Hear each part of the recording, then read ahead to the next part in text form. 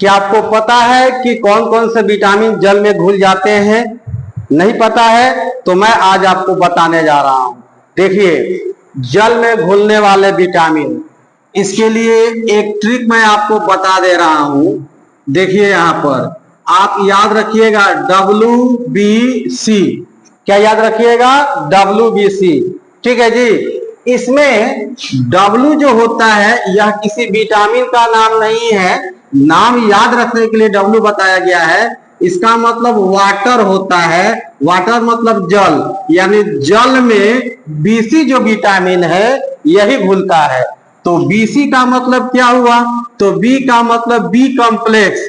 B का मतलब B complex, इसको हम विटामिन बी कॉम्प्लेक्स कहते हैं।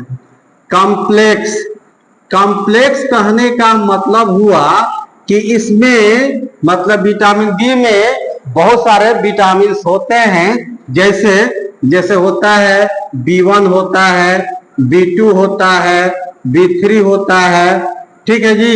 फिर B5 होगा, B7 होगा, B6 होगा, B7 होगा, B9 होगा और B12 होता है। इस सबको मिलाकर बी कॉम्प्लेक्स कहा जाता है और आप विटामिन बी भी कह सकते हैं।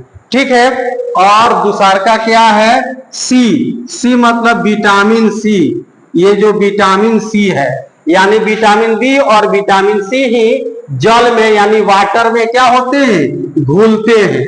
समझ में आया? बाकी कोई विटामिन जल में नहीं घुलता है। और तब तो बाकी जो विटामिन है कहां घुलेगा? तो वह वसा में घुलता है। किस में घुलता है?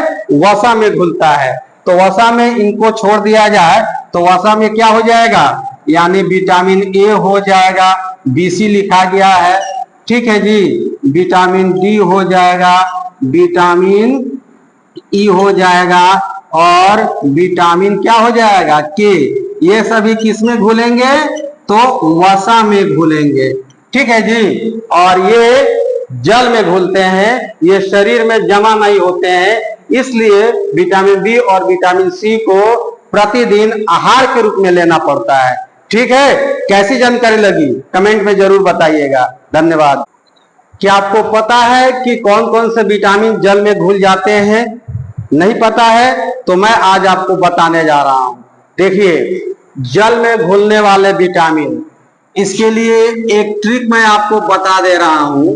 देखिए यहां पर आप याद रखिएगा WBC। क्या याद रखिएगा? WBC।